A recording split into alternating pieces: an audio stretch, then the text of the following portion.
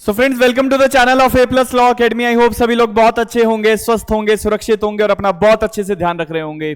देखिए, अभी आज के इस सेशन में एक बहुत इंपॉर्टेंट चीज जो आपके साथ डिस्कस की जाएगी। हिमाचल प्रदेश के मेंस एग्जाम कंडक्ट किए जा रहे हैं। As you all people know, 15 से लेकर 19 तारीख तक हिमाचल प्रदेश जुडिशियल सर्विसेज के मेंस एग्जाम हो रहे हैं। सिविल लॉ 1 का पेपर जो है वो कल हो चुका है 15 तारीख को, और आज जो है सिविल लॉ 2 का एग्जाम हुआ है। आज सबसे पहले तो मैं आपको एक तो पेपर का पैटर्न क्या रहा है इस बार हिमाचल प्रदेश का, उसके बारे में आपको जानकारी दूंगा।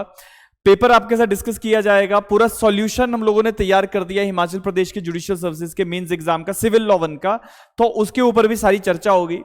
ये आज का सेशन स्पेसिफिकली उन सारे कैंडिडेट्स के लिए जितने भी कैंडिडेट्स जुडिशियल एग्जाम्स की प्रिपरेशन कर रहे हैं, ताकि आप ये समझ पाएं कि अब जो करंट सिनेरियो में जो एग्जाम्स कंडक्ट किए जा रहे हैं उसमें किस तरीके के सवाल पूछे जा रहे हैं, पेपर का पैटर्न कैसा था इस बार हिमाचल का, उसकी भी बात करेंगे। आज का ये सेशन थोड़ा सा लेंदी होने वाला है, बिकॉज हम सबसे पहले तो क्वेश्चन पेपर पे डिस्कशन करेंगे और उसके बाद जो है इसके नेक्स्ट पार्ट में हम लोग उसके सॉल्यूशन पे बात करने वाले हैं। चलिए सबसे पहले बात करते हैं हिमाचल प्रदेश का जो इस बार सिविल लॉ 1 का जो एग्जाम हुआ है कल 15 जुलाई 2025 को, उस एग्जाम का पैटर्न कैसा था। देखिए, इस बार कुछ changes HP public service commission ने किए हैं।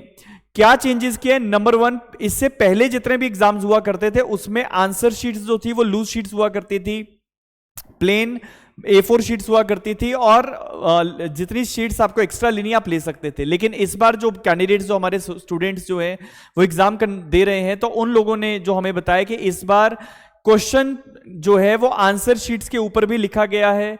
आंसर शीट्स में एरिया जो है वो स्पेसिफाइड है कि कितने एरिया में जो आंसर है वो लिखना है।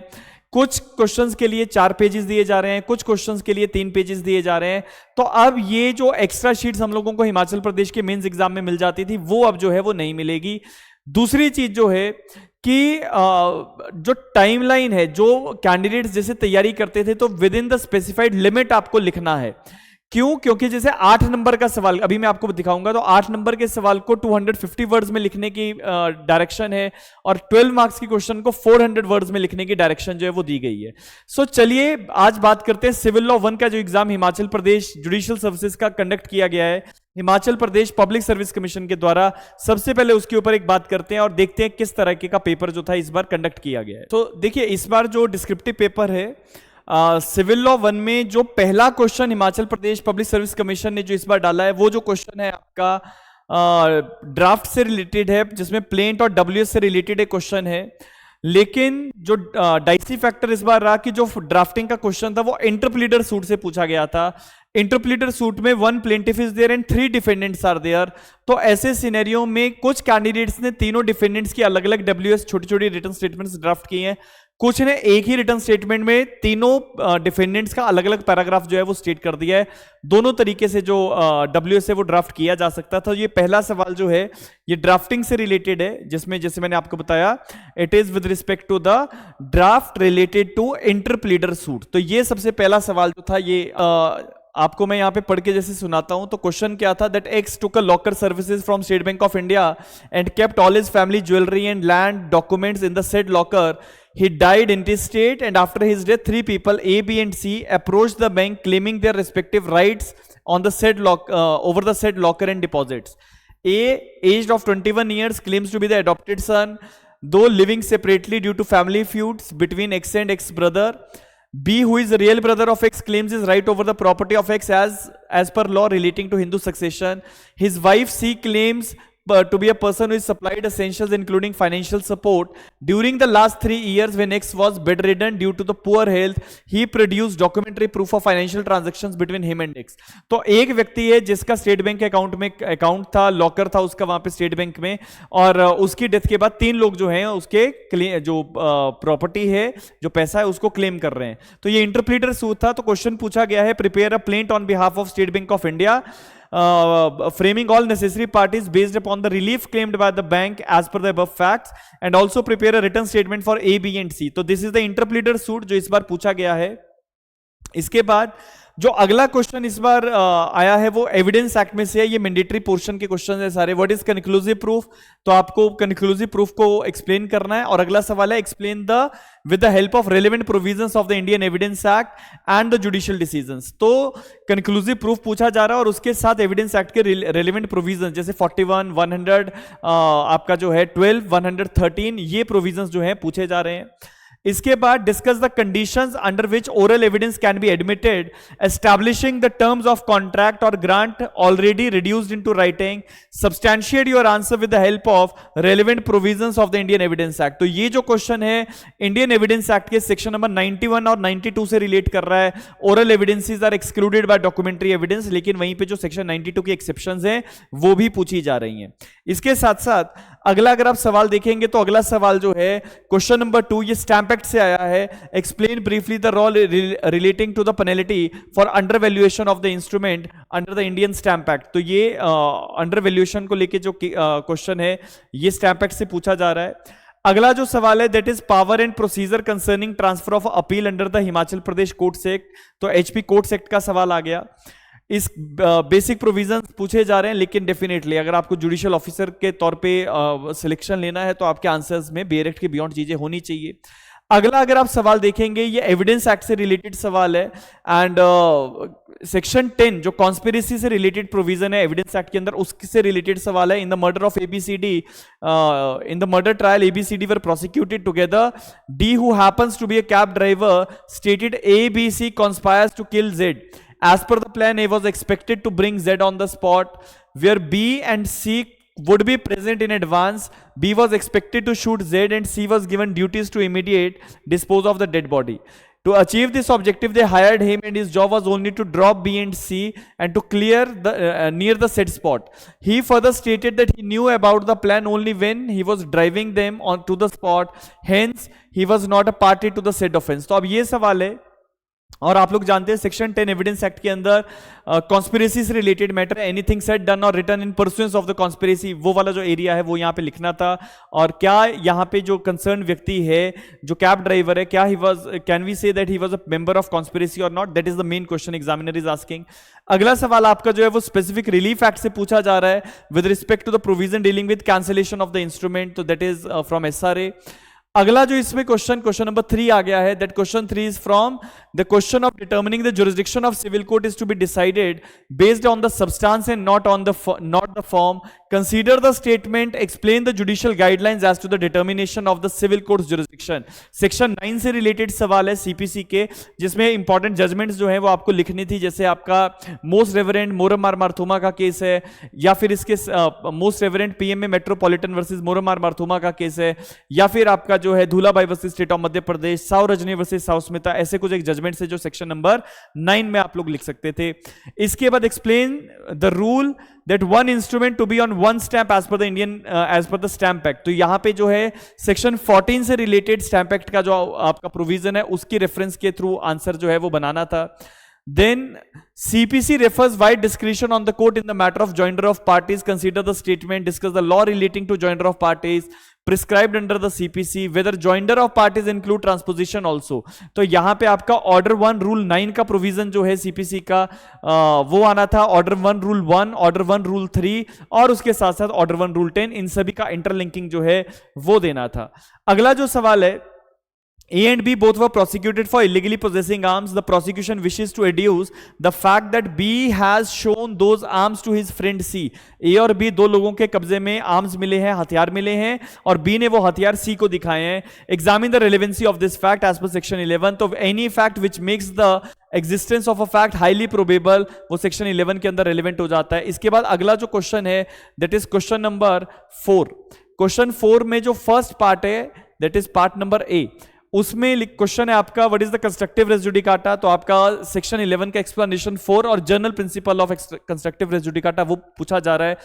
Discuss the scope of applicability of principle of res judicata in the representative suit. तो आपका सेक्शन 11 का एक्सप्लेनेशन 6 जो है सीपीसी का वो पूछा जा रहा है। इसके बाद next question is under what circumstances can a court order specific performance of the contract along with the compensation. यहां पे आपको सेक्शन नंबर 21 एसआरए से रिलेटेड आंसर जो है वो लिखना है, explain with the help of relevant provisions of SRA.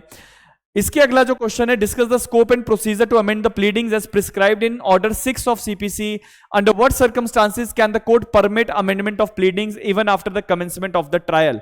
तो ये जो सवाल है आपका अमेंडमेंट ऑफ प्लीडिंग से, ऑर्डर 6 रूल 17 से रिलेटेड सवाल है। इसके अंदर जो 12 मार्क्स का क्वेश्चन है 400 वर्ड के अंदर ये लिखने को दिया गया है। अगला question, what is admission, discuss the law relating to the proof of admission against the person making the admission. तो यहां पे जो है आपका सेक्शन नंबर 17 जो एडमिशन को डिफाइन करता है, section 18 who can make an admission, और सेक्शन 21 वो जो है उसको आपको रिलेट करना था। इसके बाद सेक्शन नेक्स्ट क्वेश्चन 5A जो है, अ सूट और appeal does not abate on account of death of an unnecessary non material और proforma defendant, explain with the help of relevant provisions. तो यहां पे आपको ऑर्डर नंबर 22 सीपीसी जो है उसकी रेफरेंस लेके आंसर जो है वो लिखना था। ये सारे क्वेश्चंस, इस सारे क्वेश्चंस का सॉल्यूशन हम लोगों ने बना दिया है। जो सॉल्यूशन पूरे हमारे जितने भी मेंबर्स हैं यूट्यूब के चैनल पे, सभी मेंबर्स को जो है विद इन 1 डे आप लोगों को मिल जाएगा। बहुत डिटेल्ड पूरा सॉल्यूशन है, सारे क्वेश्चंस को डिस्कस किया गया है, डिटेल में आंसर तैयार किए गए हैं। सो जितने भी हमारे मेंबर्स हैं यूट्यूब के ऊपर, उन सारे मेंबर्स को वो वीडियो जो है वो फ्रीली एक्सेस, वो वीडियो जो है उन सारे मेंबर्स को वो वीडियो जो है वो मिलेगा। आप हमारी मेंबरशिप जो है वो ज्वाइन भी कर सकते हैं। इसके बाद अगला क्वेश्चन है, whether specific conduct of the accused be taken as confession, explain with the help of relevant provisions and decided cases. Conduct से क्या कन्फेशन हो सकता है या नहीं, अब इसका आंसर सब्जेक्टिव अप्रोच में देना है कि confession is basically an admission, and admission can be, admission is the statement, and statement can be oral, written, और it can be through signs और जेस्चर्स। तो उस सारी रेफरेंस में इसका आंसर जो है वो ड्राफ्ट करना था। अगला question, what is an ex parte decree, what are the grounds to set aside the ex parte decree, explain with the help of relevant provisions under CPC। बहुत इजी क्वेश्चन है ex parte decree को लेके, किन grounds पे set aside हो सकती है ex parte decree। Order 9 rule 13 से रिलेटेड आपको जो आंसर है वो लिखना था, और उसकी कुछ और डायमेंशंस जो है वो आपको करनी थी। लगभग 90% पेपर जो है इस बार सिविल 1 का भी, और आज जैसे मुझे बच्चों ने बताया सिविल 2 का पेपर भी जो है वो, जितने भी क्वेश्चन हम लोगों ने मॉक पेपर्स में डाले थे, A+ लॉ अकेडमी की जो मॉक सीरीज चल रही थी, पिछले साल जून से हम लोग मॉक पेपर्स कंडक्ट कर रहे थे प्रीलिम्स और मेंस के, और उसके बाद जो अभी हमने लास्ट पिछले 3 महीने में जो जबरदस्त मॉक सीरीज जो हमने चलाई थी, उन पेपर्स में से 90% पेपर जो है वो इस बार आया है। सिविल लॉ 2 का 95% एरिया जो है वो हमारे मॉक पेपर्स में से कवर हुआ था। जितने भी कैंडिडेट्स ने हमारी जो मॉक सीरीज ज्वाइन की थी, all the candidates are very happy, very much satisfied कि सर जो क्वेश्चन डाल रहे वही क्वेश्चन आए, और आने वाले समय में जो नेक्स्ट पेपर होंगे उसमें भी बहुत सारी चीजें हमें देखने को मिलेंगी। अगला जो क्वेश्चन है, क्वेश्चन नंबर डी, इसका 5th का D, A got arrested for allegedly murdering B while being under the police custody and walking towards police station. He makes a confession which was heard by another passerby. See, based on the confession certain recoveries including weapon, blood stained clothes etc were there. तो क्या ये जो confessional statement है और जो recoveries हुई हैं, क्या ये relevant होंगी या नहीं, क्या ये प्रूव करवाई जा सकती है या नहीं? तो आंसर आपको सेक्शन 25, 26, 27 की रेफरेंस में जो है वो देना है। इसके साथ साथ अगला जो इसमें हिस्सा पूछा गया, that is explain the admissibility and relevancy of the concerned evidences as per the evidence act. तो जैसे आप लोग हम क्लासेस में भी एविडेंसेस को ऐसे अप्रिशिएट करना है वो सिखाते हैं, तो उसी के आधार पे सवाल है। अगला क्वेश्चन, क्वेश्चन नंबर 6 का जो पार्ट ए है, that is explain the judicial guidelines regarding admissibility and reliability more than one dying declaration. अभी रिसेंटली हम लोगों ने यूट्यूब पे भी और अदरवाइज जितने भी हमारे बच्चे हैं जो एनरोल्ड बच्चे हैं, फाउंडेशन के बच्चे हैं, मल्टीपल डाइंग डिक्लेरेशन पे मैंने बहुत सारी इंपॉर्टेंट जजमेंट्स आप लोगों को दी थी। Abhishek Sharma versus state of NCT of Delhi का लैंडमार्क जजमेंट मैंने कहा भी था ये आएगा, और वहीं से सवाल जो है वो आ चुका है। तो लगभग जैसे मैं बार बार कह रहा हूं, इस बार का पेपर ऑलमोस्ट जितने भी मॉक्स हमने कंडक्ट किए उन सारे मॉक्स में कुछ ना कुछ जो था वो कवर हो चुका था। अगला सवाल, ये भी क्वेश्चन मैंने पता नहीं कितनी बार बच्चों को लिखवा दिया होगा, distinguish between the legal and equitable set off as per CPC. तो इसमें आपको ऑर्डर 8 का रूल 6 और इक्विटेबल सेट ऑफ के साथ उसका डिफरेंशिया देना है। अगला सवाल, सब्स्टिट्यूटेड सर्विस ऑफ समन्स, ये क्वेश्चन भी मैंने मॉक में डाला हुआ था, इसमें से भी सवाल आ गया। Discuss the rule regarding the substituted service of summons as per CPC. तो ऑर्डर 5 के अंदर आपको सब्स्टिट्यूटेड सर्विस जो है उसको एक्सप्लेन करना है। अगला क्वेश्चन जो है इसमें, that is what is the relevancy of testimony given by a hostile witness. तो 154 से रिलेटेड सवाल है, बहुत सारे बच्चों ने आंसर्स जो है वो लिखे हुए थे इस पे, तो इसमें भी कोई डिफिकल्टी नहीं है। अगला क्वेश्चन, क्वेश्चन नंबर 7 का जो ए पार्ट है, क्वेश्चन 7 का ए पार्ट, तो इसमें right a short note on substituted performance under the SRA. तो ये बहुत सिंपल सा क्वेश्चन है, इसमें जो 8 मार्क्स का क्वेश्चन 250 वर्ड्स में लिखना है। Next question is whether the court can replace expert opinion by मेयरिंग comparing the disputed handwriting on its own. तो सेक्शन नंबर 45 एक्सपर्ट्स ओपिनियन और 73 के अंदर कोर्ट जो अपने आप कंपैरिजन कर सकता है हैंडराइटिंग को लेके, उसके बीच में आपको जो नेक्सस है वो बताना था। Next question is discuss the rule relating to attachment of property before execution as prescribed under CPC. तो how the properties to be attached before execution, उसके बारे में ऑर्डर नंबर 38 आपको जो है वो बताता है, तो वही चीजें यहां पे लिखनी थी। Next one is discuss the scope under section 106 of the evidence act, res इस्पा लॉक्यूटर का जो प्रिंसिपल है, फैक्ट स्पीक इन इटसेल्फ, उससे रिलेटेड सवाल है। In case of which wife files a petition for maintenance against her husband who has a burden of proof to establish the annual income of the husband। तो अगर wife maintenance की proceedings चला रही है, husband की income prove करने का काम किसके ऊपर रहेगा, तो हस्बैंड के ऊपर रहेगा, because husband knows the fact.